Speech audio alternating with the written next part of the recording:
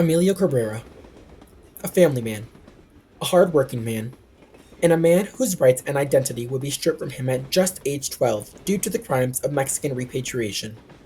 His life flipped upside down, and the life of his family with it. They now faced a new challenge, finding a home in an unknown place, and making the best of what they had.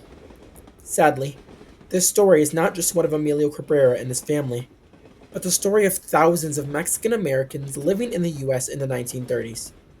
Mexican repatriation was the deportation of Mexicans and Mexican Americans to Mexico by the US government during the Great Depression. As many as 2 million people were deported, with an estimated 50% of those being US citizens. Mexican repatriation remains a mostly unknown part of American history, though its impacts were felt greatly throughout the Mexican community. From benefit cuts to aggressive raids, the US government, with the support of local governments and businesses, took all the means necessary to get Mexicans out. Some repatriates even left voluntarily when they realized that life in the US had become unfeasible due to the harsh economic challenges and pressure from the government at all levels.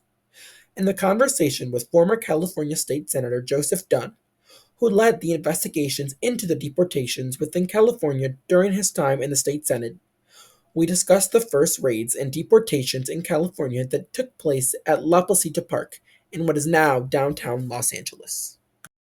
A park near downtown, now downtown Los Angeles, called La Placita Park.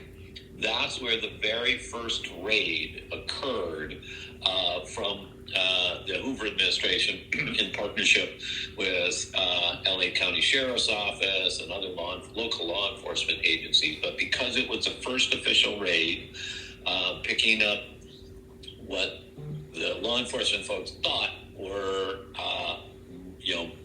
folks of Mexican heritage out in the park for a picnic that Sunday afternoon. Rounded them up in flatbed trucks and literally took them to what is now known as Union State train station by downtown LA, and literally without any further notice put them on the train and took them not to the Mexican border but into central Mexico. That was the first. The raid at La Placita Park is just one example of a tactic used by the government to remove Mexicans from their homes. Though California was the epicenter of repatriation occurred all around the country and in many different ways. Even in our home state of Indiana, repatriation became an issue. In Gary, Indiana, for example, newspaper articles were published in support of repatriation and enticed Mexicans to leave by describing the journey back to Mexico as a comfortable experience. The local government also provided discounted train fares back to Mexico and shuttered government assistance for the Mexicans who would not leave willingly. On top of that, the steel industry, which is where many Mexicans worked in Gary at the time, made it necessary to provide proof of citizenship or proof that you were pursuing citizenship in order to work at the steel mill. This rule prevented many Latinos from working at the mill, as they were not pursuing naturalization at the time, and further encouraged them to leave the US for Mexico. In Detroit, Michigan, thousands of Mexicans had worked at the car factories, but after mass layoffs at the start of the Great Depression, Mexican workers were blamed for this economic downturn, and public sentiment soon turned against them. Programs were set up to help expel Mexicans, and although many at first left willingly, this was mostly due to mounting economic and social pressure. Eventually, the government turned to intimidation tactics, and some had to be threatened by government authorities before they would leave. Combinations of these maneuvers were used around the US to force Mexicans out by local and state governments, which were supported by the federal government under the Hoover administration. The government thought that deporting Mexicans would help increase the job market for white workers and help boost the economy in a time when the country was suffering from the Great Depression. Mexicans also served as an easy scapegoat for this economic collapse that many people could get behind. And in Herbert Hoover's words, he wanted American jobs for real Americans, subjecting Mexican Americans to a less than American standard. These policies, however, were implemented solely off appearance and name, as there was no process in guaranteeing that the deportees were not US citizens or even born in Mexico. And as the LA County Board of Supervisors member put it at the time, this isn't about their constitutional rights. It's about the color of their skin. If the authorities even suspected you to be Mexican, you had now accomplished the first step to deportation. For those deported, their lives were now very different. Although Mexico had been inviting Mexican Americans back to Mexico as early as the 1920s, they were not prepared for the incredibly large influx of people, especially during the Depression. The government in Mexico did not have the commodities that they had promised to many back in the US, and was not wealthy or willing enough to provide substantial support. Although they encouraged repatriation early on, they soon began to worry about its effects on its already struggling labor market due to the extremely high levels of repatriation and already crashed global economy. Due to this, they soon became indifferent towards the issue. Many repatriates became stranded in northern Mexico, with no way of reaching their family elsewhere in Mexico, if they had any. For those who did, there were very few trains through the interior of Mexico that could take them there, but they had the benefit of some financial support once they arrived.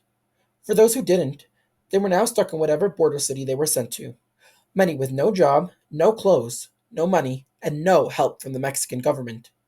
Some committees were set up in border cities in an effort to help repatriates, but many residents of these cities were not happy with the large number of immigrants flooding into their territory and deemed them a burden on the cities and their already limited resources.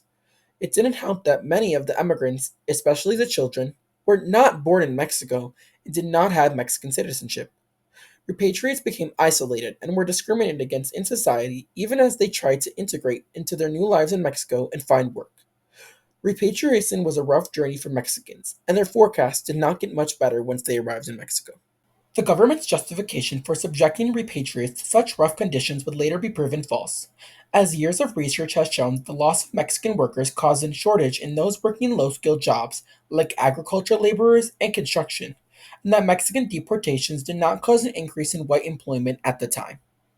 The federal government would never formally apologize for Mexican repatriation, though they are guilty and responsible for the atrocities and injustices committed during this time. The state of California would issue a formal apology in 2005 when it passed the Apology Act for the 1930s Mexican Repatriation Program. The act acknowledged the unconstitutional removal of Mexican Americans, both citizen and non citizen, and issued a formal apology on behalf of the state of California, as well as the issuing of a plaque to commemorate those deported. Although providing some closure for the families of these victims of the incidents, responsibility for Mexican repatriation still remains mostly unacknowledged and unclaimed. For the victims of repatriation, they were now forced to make a new life out of nothing, and for many in an unknown place. Moms and dads had to find new jobs to support their family and continue to hold a responsibility to protect and provide for their children, even during these tough times. Many families eventually returned to the US, like that of Emilio Cabrera, when he got a job at General Motors in Detroit, Michigan. His legacy and story is still being passed on today by his grandson, Martin Cabrera Jr., who is the CEO of Cabrera Capital Markets LLC, a very successful investment bank and brokerage firm. He continues to share his grandfather's story at many repatriation events and is a leading figure in the Latino community in Chicago.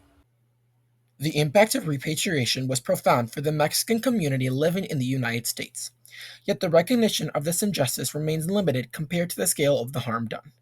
Acknowledging this history is essential as we reflect on our past and strive toward a more just and inclusive future. Almost 100 years post repatriation, now, more than ever, it is important that we acknowledge these incidents so we can learn from them and not make the same mistakes again.